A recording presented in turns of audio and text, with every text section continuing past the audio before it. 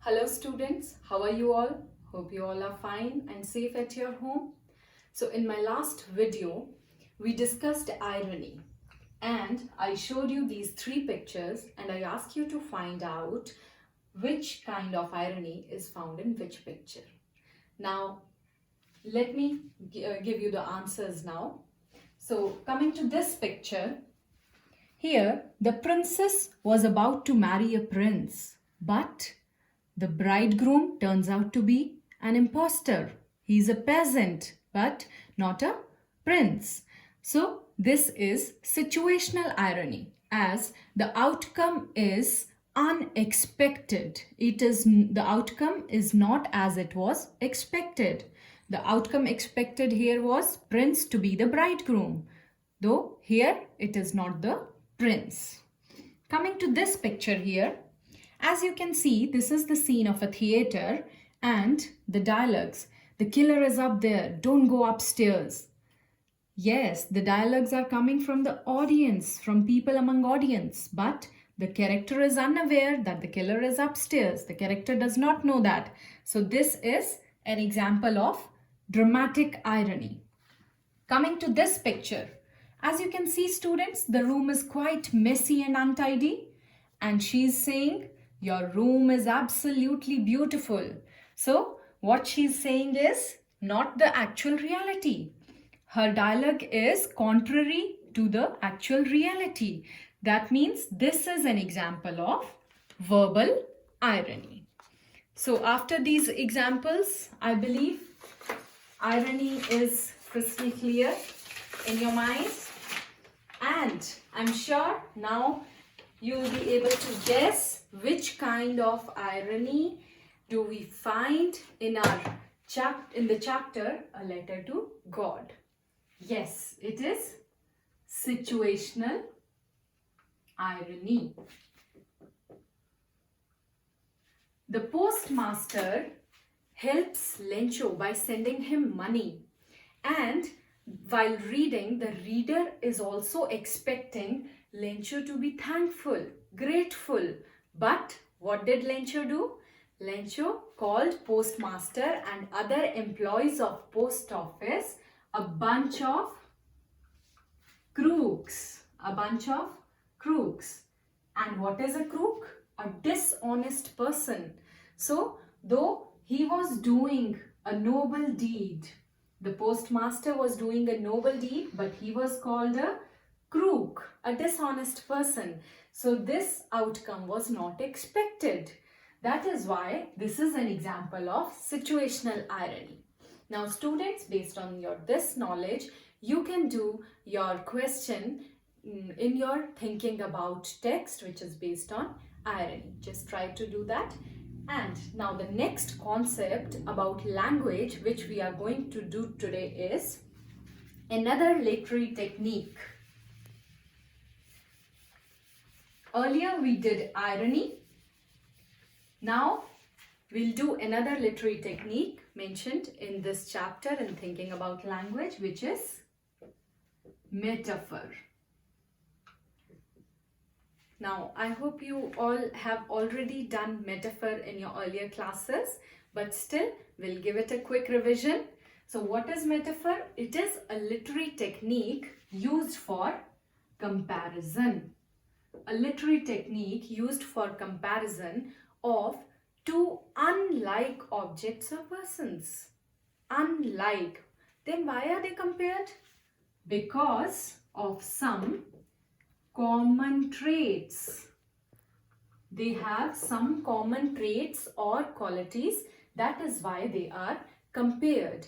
And in metaphor, we do not use like or as for comparison like we use in simile. In metaphor, the comparison is just imposed. Let me give you a few examples. Students, we do not use metaphor only in poetry. It is used in our daily language also sometimes. Let us read some examples here. The soldier is a lion. Is the soldier lion? No, the soldier is actually a person, but we have imposed the comparison of soldier to a lion. Why? What are the common traits? Bravery, courage, strength. The traits, common traits are bravery and strength. That is why soldier is compared to lion. Now, one more example. The thunder. Yesterday night it rained and there was thundering also. So, the thunder was a mighty lion. Again, the thunder was a mighty lion.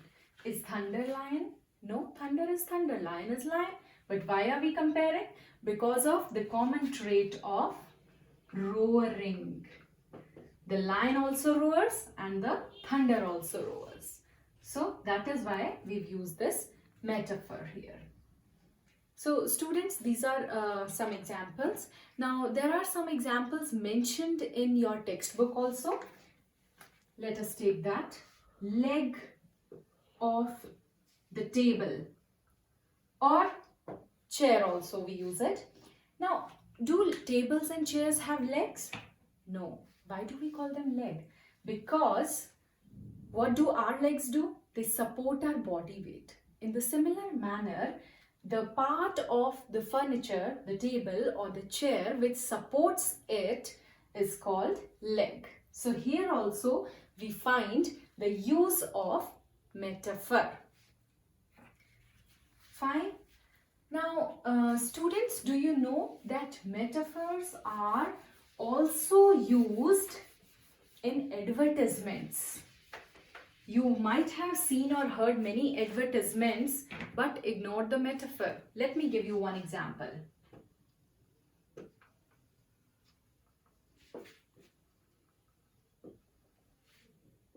Your daily ray of sunshine. Your daily ray of sunshine. Do you know whose tagline is this? This is the tagline of Tropicana juice. So they are comparing their juice. The Tropicana juice has been compared to sunshine. Why? What are the common traits? Sunshine is believed to be a symbol of energy, vitality, positivity, and what else? Good health. That is why they have compared the juice to sunshine. According to them, these are the common traits. According to them, their juice gives you energy, positivity, good health, vitality, and also it can be related to the morning thing. Sunshine, sun rises in the morning, and juices are supposed to have generally in our breakfast. So these are the this is an example of metaphor.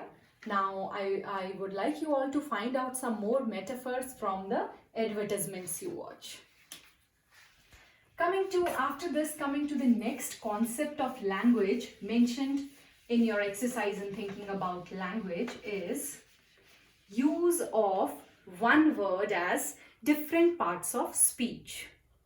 So students, I hope you all have downloaded your textbooks from NCERT website. Now I have your textbook here.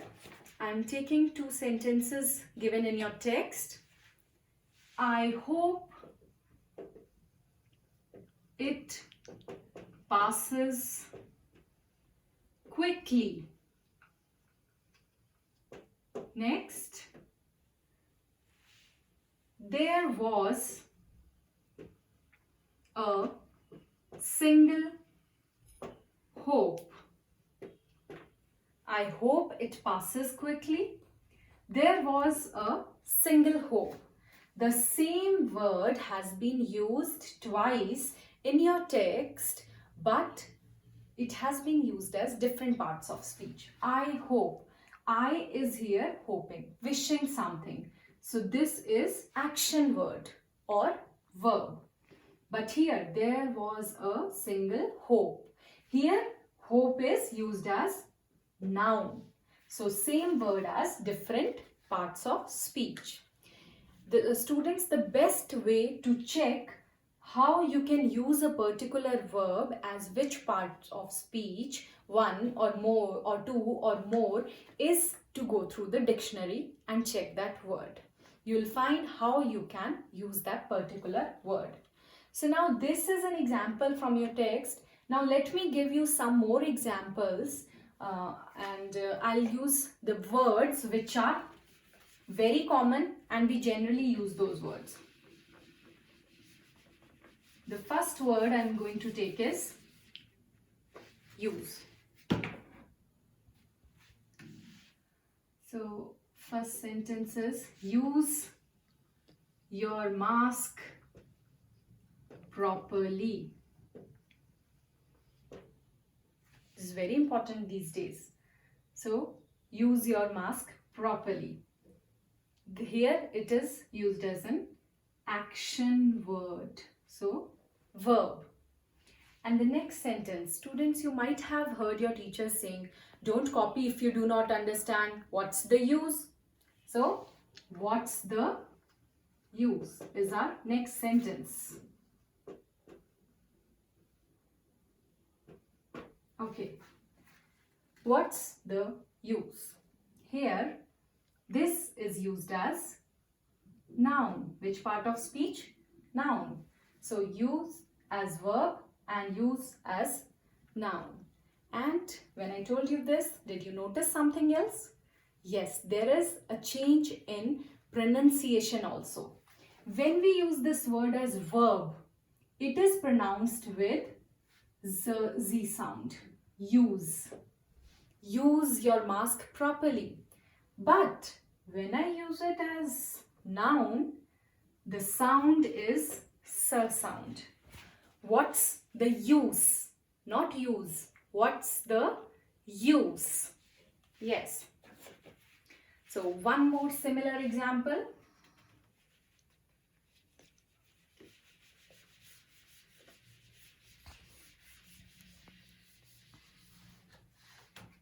Okay. Close the door. Close the door. I hope you understand. What is this? Verb, action word. Now, he is my close friend. She was watching closely. Now, this is clear that this is verb. He is my close friend. Friend here is noun and close is qualifying noun. So this is an adjective. Which part of speech? Adjective. Here verb, here adjective.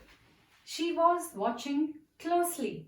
Again, this word is qualifying the action word. So this is an adverb. So now same word used as verb, adjective and adverb. But again, here also we have difference in pronunciation. When it is used as verb, it is pronounced as Z sound. Close the door. He is my close friend. She was watching closely. Right? I hope you understood this, students. Now, these days, it's quite difficult for you people, I believe, to stay at home as you're not coming to school, you're not able to meet your friends, you're not able to go outside to play. But I would encourage you by saying, when the going gets tough, the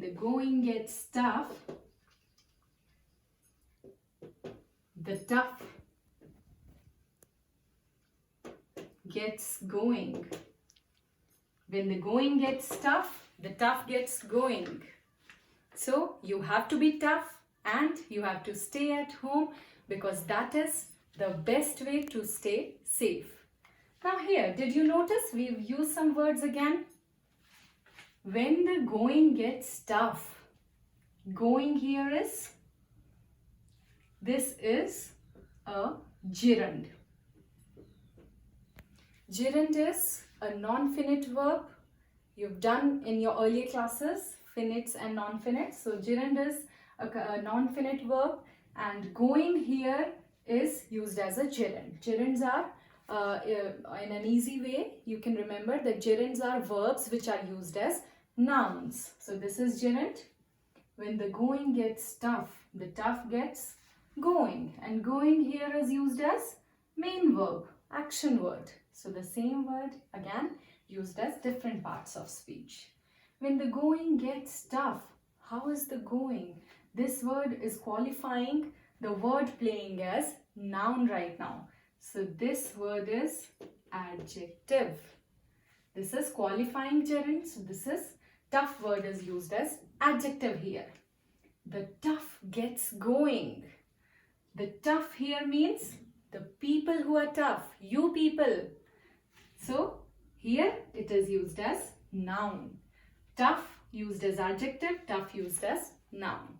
So this was another example, students. You can find out many more examples in and outside your text, and of course sometimes in the language you write, the answers you write, there are many words which are used as more than one parts of speech. It's just that you have to go through it and understand.